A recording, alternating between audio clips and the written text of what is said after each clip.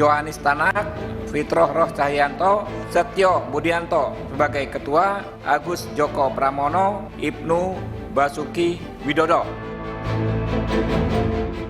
OTT ini tidak perlu harus banyak gitu, betul-betul selektif, prioritas gitu, tapi masih diperlukan untuk saat ini. Seandainya saya bisa jadi, mohon izin, jadi ketua, saya akan tutup close karena itu tidak sesuai dengan pengertian yang dimaksud dalam buku HAM.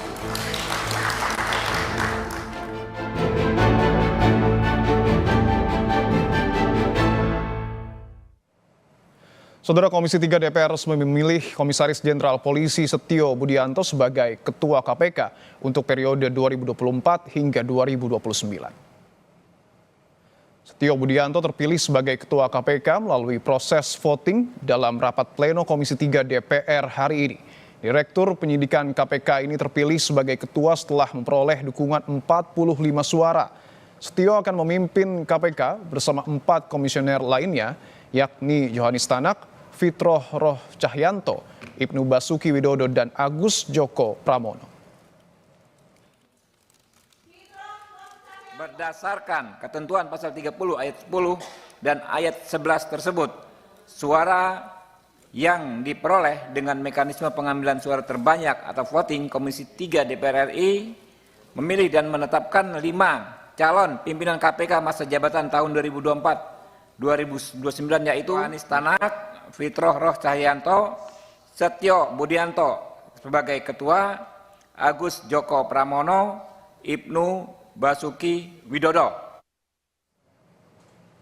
Sebelumnya dalam uji kelayakan dan kepatutan calon pimpinan KPK, Setio Budianto sempat menyinggung terkait urgensi operasi tangkap tangan di KPK.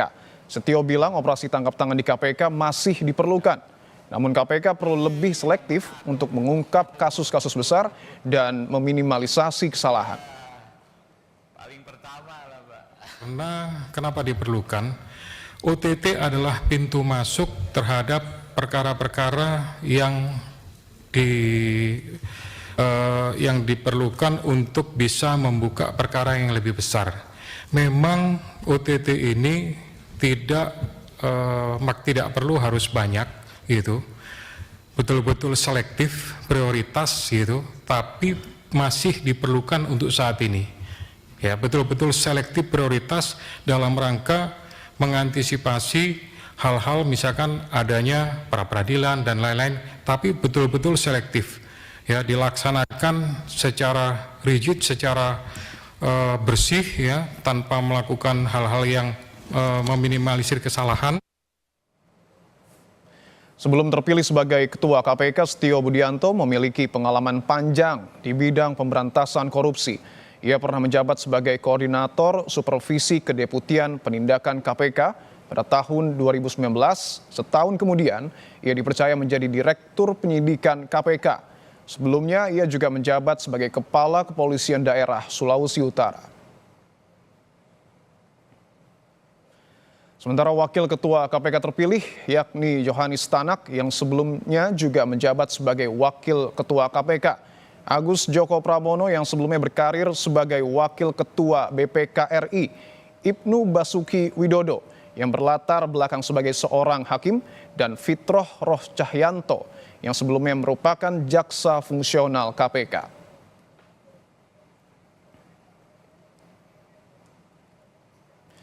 Sementara itu, peneliti Pusat Kajian Anti Korupsi Universitas Gadjah Mada, Yogyakarta atau PUKAD UGM, Zainur Rohman mengkritik sosok calon pimpinan KPK yang didominasi dari institusi penegak hukum dan tidak ada unsur dari masyarakat dan akademisi. Menurutnya, komposisi saat ini membuat pimpinan KPK tak bisa independen dan bergantung pada institusi lain. Akan sulit menurutnya pimpinan KPK saat ini mengusut kasus korupsi di institusi mereka.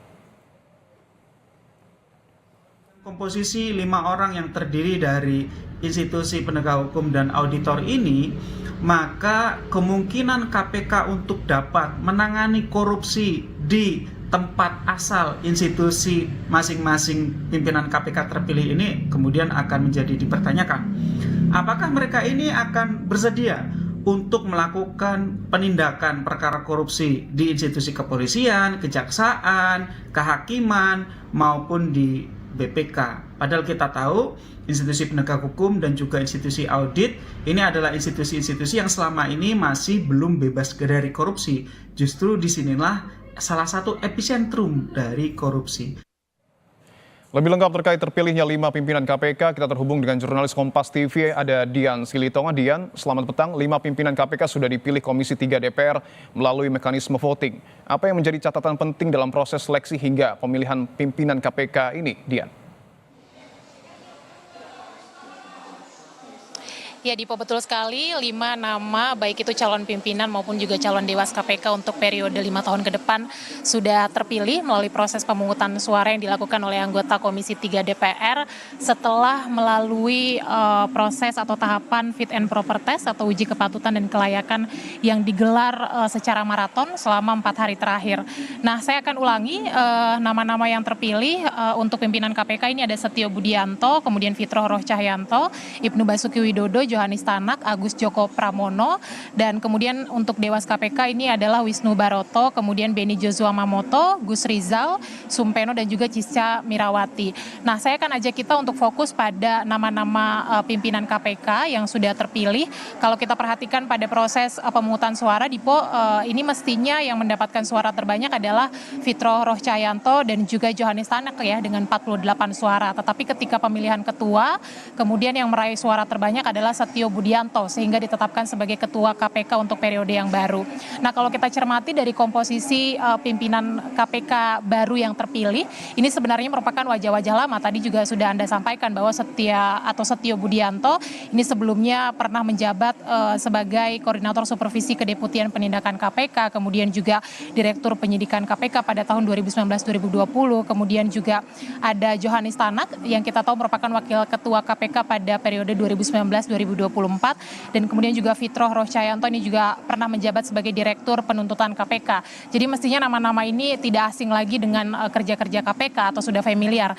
Jadi seharusnya bisa bekerja dengan maksimal. Nah, kalau kita lihat juga komposisi pimpinan KPK ini berbeda dengan komposisi periode sebelumnya, Dipo, karena tidak ada keterwakilan perempuan. Kalau periode sebelumnya kita ingat meskipun dalam pertengahan masa jabatan mengundurkan diri, tapi kita ingat ada Lili Pintauli Siregar yang waktu itu mengisi keterwakilan perempuan di kursi pimpinan KPK. Nah, yang menarik dari proses pemilihan pimpinan KPK maupun juga Dewas KPK ini adalah kalau kita cermati proses gagasan yang disampaikan oleh masing-masing calon pada saat uji kepatutan dan kelayakan. Misalnya pimpinan KPK yang kalau kita perhatikan ini sebagian besar menyampaikan gagasan soal akan lebih mengutamakan fungsi pencegahan dalam tubuh KPK dibandingkan dengan penindakan begitu ya, karena salah satunya Johanis Tanak berargumen bahwa banyak sekali pejabat yang mengurusi pengelolaan anggaran ini belum mengetahui apa-apa saja tindakan yang masuk dalam kualifikasi tindak pidana korupsi, kemudian juga membahas soal operasi tangkap tangan. Sudah terpilih nama-nama calon pimpinan KPK, kita akan cermati nanti bagaimana kinerjanya selama 5 tahun ke depan. Dipo. Pimpinan KPK dan Dewas KPK tentu harus menunjukkan kemampuannya untuk kemudian memberantas korupsi dalam beberapa waktu ke depan. Terima kasih Dian Silitonga atas laporan Anda. Selamat bertugas kembali.